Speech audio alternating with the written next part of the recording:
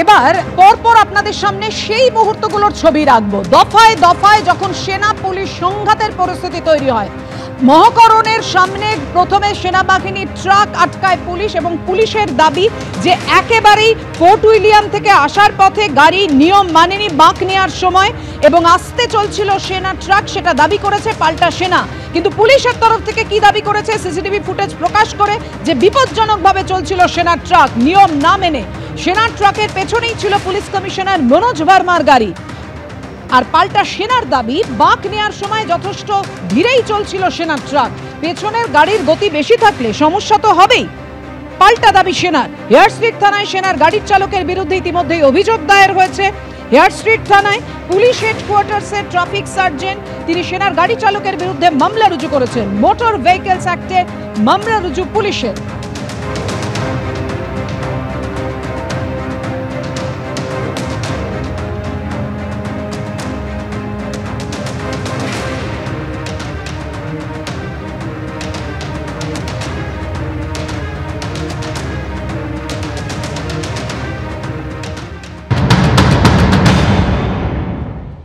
এই যে ট্রাক যেটা আমরা দেখাচ্ছি এটা ফোর্ট উইলিয়াম থেকে বেরিয়ে পাসপোর্ট অফিসের দিকে যাচ্ছিল। আমি ক্যামেরা পার্সন অতনু কুন্ডুকে বলবো দেখানোর জন্য। এই ট্রাক যখন পাসপোর্ট অফিসের দিকে যাচ্ছে, কলকাতা পুলিশের দাবি যে এই ট্রাক চালক এবং যারা ছিলেন তারা ডেঞ্জারাস ড্রাইভিং করছিলেন, অর্থাৎ বিপজ্জনকভাবে গাড়ি চালাচ্ছিলেন, তাতে বড় অ্যাক্সিডেন্ট হতে পারতো বলে লালবাজারের তরফ থেকে দাবি করা হচ্ছে।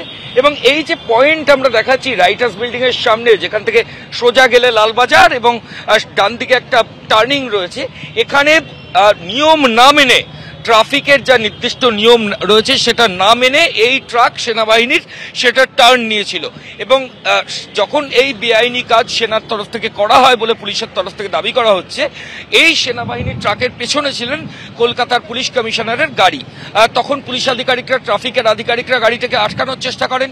গাড়ির চালক এবং গাড়ির আধিকারিকদের সঙ্গে তাদের তর্কাতর্কি শুরু হয়। উনি হঠাৎ করে লেনটা ভায়োলেট করে রাইট টার্ন করেন, যে কোনো পেছনে অনেক গাড়ি ছিল, সিপি সাহেবের গাড়িও ছিল। উনি বাজেভাবেই গাড়িটা চালিয়েছেন, রাইট টার্ন করেন উনি। সেই জন্য গাড়িটাকে আমরা সাইড করেছি। ওনাদের যারা ঊর্ধ্বতম কর্তৃপক্ষ তাদেরও জানিয়েছি। सिग्नल लाइट है ना, तो लाइट ये हम लोग की तरफ खुला था। अच्छा, रोड खुला था, तो हम लोग वही क्रॉस करने के लिए हम लोग इधर मुड़ रहे थे, लेफ्ट को मुड़ रहे थे। तो कमिश्नर साहब आ रहे थे पीछे से, तो उनका गाड़ी थोड़ा रफ्तार में था, तो हम ब्रेक मार दिए और वो निकल गई है, लेकिन थोड़ा सा उसको টার্ন করকে নিকালনা পড়া। এই মুহূর্তে সামনে পুলিশের গাড়ি এবং পেছনে দুজন কলকাতা পুলিশের অফিসিয়ালস, দেখো তারা বাইক নিয়ে আছেন, অর্থাৎ পুরো ট্রাক ফলো করে তারা যাচ্ছেন। ট্রাকটিকে কিন্তু ছাড়া হয়নি ফোর্ট উইলিয়ামের দিকে।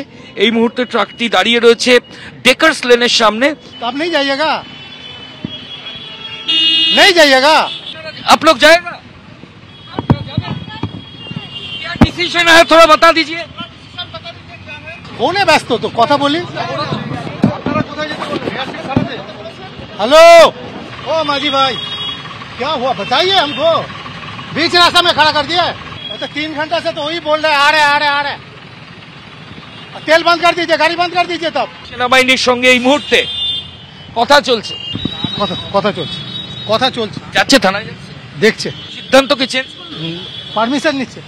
পারমিশন নিচ্ছে। আচ্ছা, অনুমতি নিচ্ছে, থানায় যাবে কিনা তার অনুমতি। হেয়ার স্ট্রিট থানার দিকে সেনাবাহিনীর গাড়ি, পেছনে কলকাতা পুলিশের তরফ থেকে গাড়ি এবং পেছনে যে ট্রাক সেটাকে নিয়ে কিন্তু হেয়ার স্ট্রিট থানার দিকে যাওয়া হচ্ছে।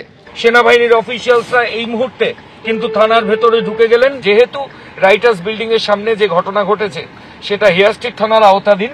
ঠিক সেই কারণেই হেয়ার স্ট্রিট থানায় এই মুহূর্তে পুলিশ আধিকারিকরা গেছেন এবং সেখানে গিয়ে আর্মির যারা অফিসিয়ালস তাদের সাথে কিন্তু কথা হচ্ছে।